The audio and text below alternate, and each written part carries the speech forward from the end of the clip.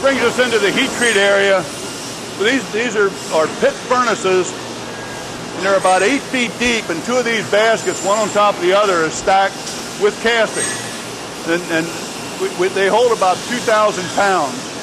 And essentially what happens is, this is what I was referring to as the T6 part of the operation, whereby the casting is heated to, in this case, 1,010 degrees Fahrenheit. You can see by the monitor on the wall, and they're held at that temperature for about 8 or 9 hours. When the casting is in the furnace for a given specified time, it is moved very quickly and put into a water quench where it's frozen. And what we're trying to do is we're trying to make that casting as homogeneous or uniform as we can possibly get. And that improves on our mechanical properties and also on the machining characteristics that we're trying to achieve on a particular part. Some alloys will naturally age. We're pouring silicon alloys here, which by the heat treating process, we're able to speed that up and create the uniformity and the mechanical properties that we get out of the material. The furnaces are certified furnaces. We do our own surveying, etc. On a monthly basis. We are triple controlled as far as temperature is concerned. On this particular silicon alloy, the solidest temperature of that material is 1,035 degrees. And as you can see on the wall, we're holding at 1,010. So it is very critical that the temperature is controlled very closely, because we're only like 25 degrees below the point where the casting can start to deform. So that we're taking it very close to the melt point, and then we're freezing it in that state. That's how we get the optimum as far as mechanical properties and machinability is concerned. What we have here is a trim die. And essentially what it's doing is, as the part comes out of the foundry, it has a parting line 360 degrees that you see here. He inserts the parts into the trim die.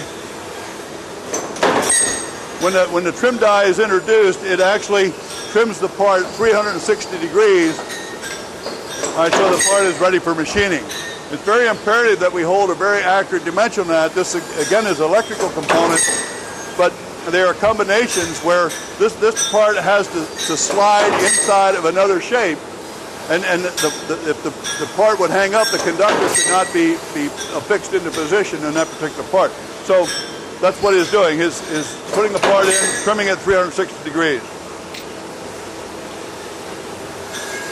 What we're doing as far as the trim die is concerned is replacing some of the manual grinding that you just saw to eliminate some of the repetitive motion that we have in this particular process. What it's doing in this unit is what we call shot blasting, and essentially what it is, it's a very, very fine grit, steel grit, that is very hard. And as you put the castings into the blast, there's a wheel that's running 3,600 RPMs that is throwing the shot against the part. And what it does is, as this part comes out of heat treat, you can see there's a gray oxide on the part. After it goes through this particular operation, you can see that it is very clean, and that oxide film is removed.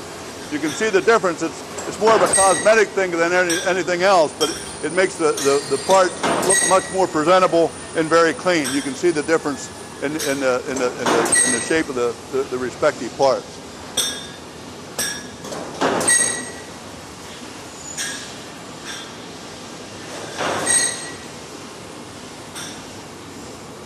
What we're doing here, this is what we call our Spirotron area, and essentially we have certain product that needs to be polished.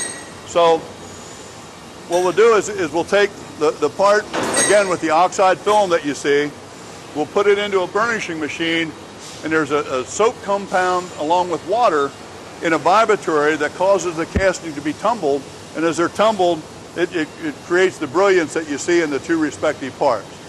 All right. We do this for a lot of our electrical work.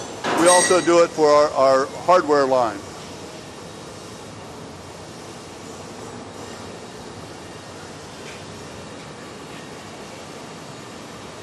This is our hand grinding area. What we're doing here is, again, a lot of electrical work, but we'll have a part that has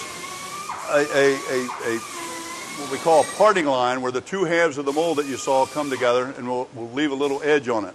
So that what they're doing is they're removing that small edge or parting line that you see on the part, so that as conductors with insulation are placed into this holding pattern, it cannot cut the insulation that is on the particular part.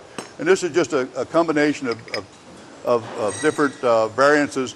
You saw the one with what I referred to as a Chinese handcuff. This was an earlier arrangement where everything is bolted for a connector to the for the energy line. And again, some different shapes of parts that are wire ties for the electrical industry.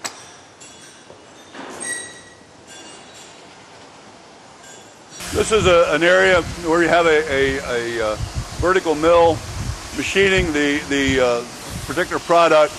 This is dedicated just for this job. We do about 150 to 160,000 of these units a year. And essentially it's this two-stage operation where he'll remove the parts from one tombstone. While he's removing those parts, the other tombstone is in the machining process where certain applications of machining are taking place.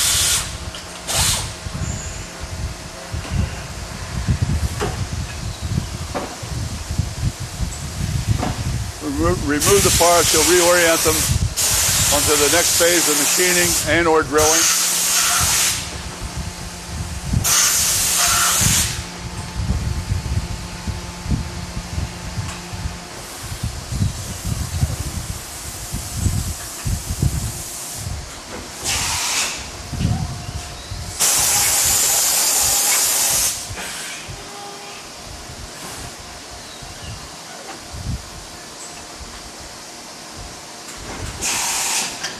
The parts are fixed very tightly onto the tombstone.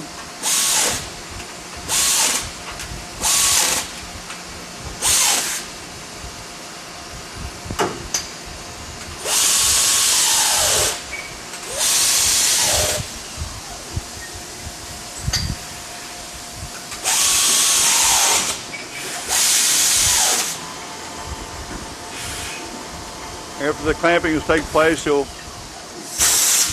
two finished parts that are removed, close the doors and push the button for the next cycle.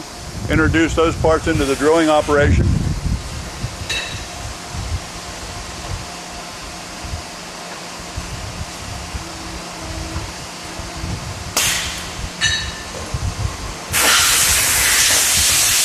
Essentially you have like 4 operations taking place at the same time. So that every 2 parts that he removes from the part, the process is repeated.